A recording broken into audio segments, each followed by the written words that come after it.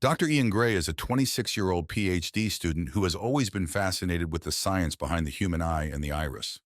During a Halloween party, he goes to the rooftop to smoke, and he comes across a masked woman sitting by herself outside. After seeing her beautiful eyes, he asks if he can take a picture of them, and she agrees. After he takes the photo, the masked lady tells him about her favorite bird and how the bird experiences all of time in one instance. Ian tries to learn more about her, but she gives him vague answers instead. The masked lady begins to flirt with Ian before taking him to a washroom. Confused, Ian asks if she will regret having sex with him in the morning, so she stops abruptly and runs away. He tries to chase after her, but she leaves in a taxi before he can get to her.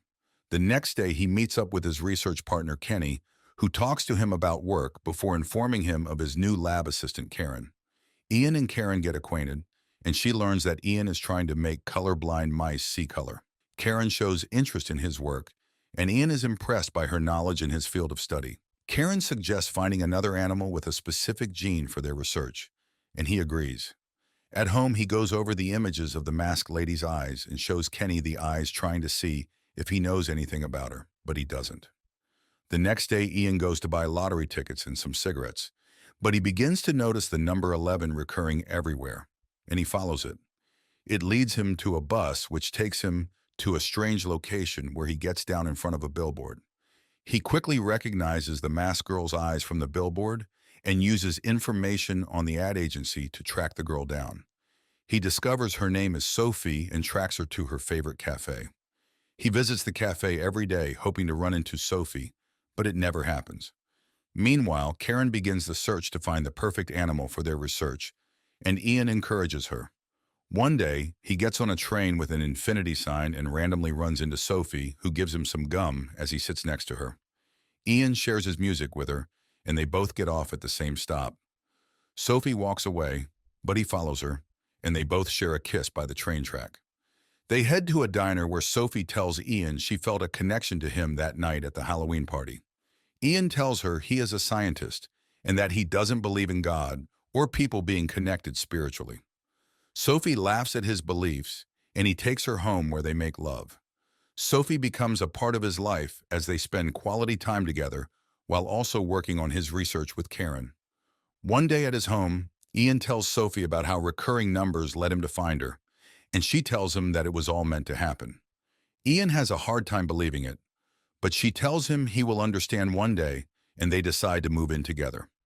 At Sophie's home, Ian learns more about Sophie's background through pictures of her family, and he also spends time at work with Karen. While talking at home, Sophie makes Ian promise to cremate her when she dies, but he refuses because he believes future scientists may be able to revive humans from their DNA. She assures him they will be together no matter what, and he asks her to marry him.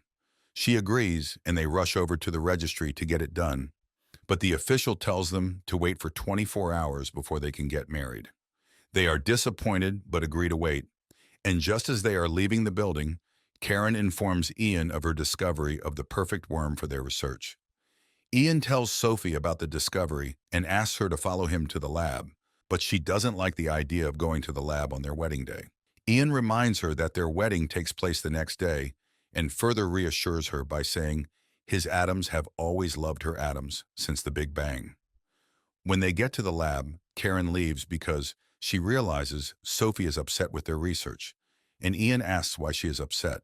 She tells him that his experiment with the worms feels like he is playing God, but Ian doesn't agree. Sophie doesn't agree with his work, and she gives him a lecture about God, but he tells her God isn't real. She goes from trying to convince him to kissing him, and in the process, a chemical splashes into his eyes. Sophie gets Karen to help Ian wash the chemical away, and she applies bandages over his eyes. Sophie takes him home, and they start making out in the elevator until it suddenly stops between floors. They try to call for help, but Ian's phone is dead, so they decide to wait it out. But the elevator starts breaking apart. Ian removes the bandages over his eyes and tries to climb to the next floor, but Sophie is scared. He reassures her everything is fine and gets her halfway through to the next floor, but the elevator comes crashing down. Ian thinks they got out safely, but soon realizes Sophie was sliced by the falling elevator. He screams for help, but nobody comes to their aid, and he lies there with her cold body. Ian is devastated by Sophie's death and spends days mourning her until he receives a call from Karen, who informs him that they were able to give sight to a blind worm. She comes over with some food to comfort him, but they end up kissing. 7 years go by, and Ian is now married to a pregnant Karen. After appearing on a show, they go out for dinner, and he smells Sophie's perfume from the waitress and asks for the name of it. While grabbing some drugs for Karen, Ian sees the perfume on the shelf, so he buys it and takes it home. He sprays it all over and begins to look at old photos and videos of Sophie, which causes him to touch himself. Karen walks in on him and initially thinks it's just porn, but she soon realizes he is doing it to old videos of Sophie. Karen tells him she blames herself for calling him to the lab that day, and Ian tells her he regrets never telling Sophie goodbye. Months later, Karen and Ian welcome their baby, who they named Tobias after Ian's grandfather. The hospital takes an eye scan of the baby's eye to add it to their registry. But something strange happens. The eyes match with a man named Paul Edgar Derry, but they think it's a glitch and run it back until it registers. A while later, Ian receives a call from a woman named Dr. Simmons, who tells them their baby might be autistic. They take Tobias to the hospital for tests where he is shown several images on a large screen, and the baby seems fixated on an image of an African-American woman. When Tobias begins to cry, Ian stops the test and takes the baby home, where he and Karen become suspicious of Dr. Simmons. They remember one of the images shown to Tobias, and after a quick Google search, they realize it's a real place. Ian flies to Idaho to check out the diner shown in the test, and he learns of a dairy farm not far from there.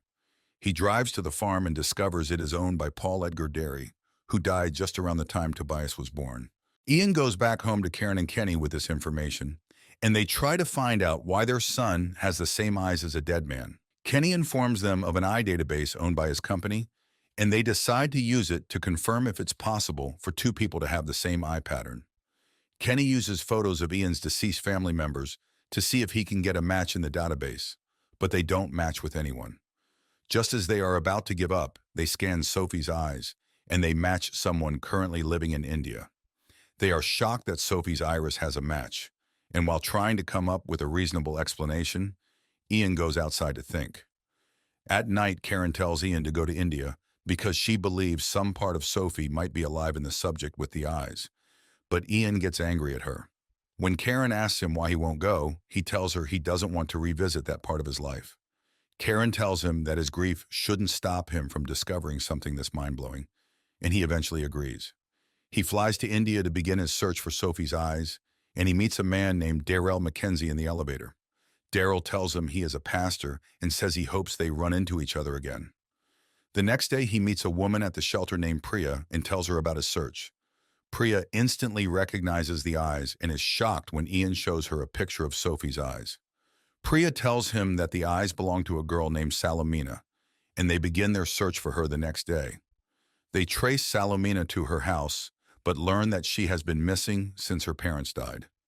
Ian Skypes Karen to tell her he couldn't find her, but she motivates him to keep searching, and he agrees. While going through a photo he took of kids in India, Ian spots an ad for a billboard and decides to place ads on billboards using Sophie's eyes. As soon as the ad goes up, several people begin to call claiming to have the eyes he is looking for, but they all turn out to be false. This goes on for days, and as Ian begins to give up, he has a conversation with Priya about spirituality. Ian tells her he doesn't believe in God or spiritualism, and Priya asks him what would happen if he came across irrefutable evidence of the existence that disproves his scientific beliefs. After weeks of no progress, Karen tells Ian it's time to come home, but he suddenly sees a girl looking at the billboard and rushes over to her side. He realizes she is the one he has been looking for, and he calls Priya to inform her of his good luck. Ian takes Salomina to his hotel and gets her some food before taking photographs of her iris for the test. He Skypes Karen before starting the test to see if Salomina has any connection to Sophie by showing her several pictures. Salomina picks the images she likes, displaying good results initially, but she soon starts picking the wrong ones. At the end of the test, Salomina scores 44%, which Karen says is average, and asks Ian how he feels about the results. Ian is gutted that Salomina didn't score any higher and decides it was foolish to believe she had a connection to Sophie. Salomina asks if she passed the test, and Ian assures her she did and tells her everything is okay. He then decides to take her back to Priya, so they leave his room and walk to the elevator. The moment the elevator door opens, Salomina panics and grabs hold of Ian, displaying an irrational fear of elevators. Ian squats down to look at her, and as they stare into each other's eyes, Ian recognizes Sophie as Salomina hugs him tight. He picks her up and takes her down the stairs while she hangs on to him tight. He puts her down when they get to the door, and they both walk out to meet Priya outside. The film ends.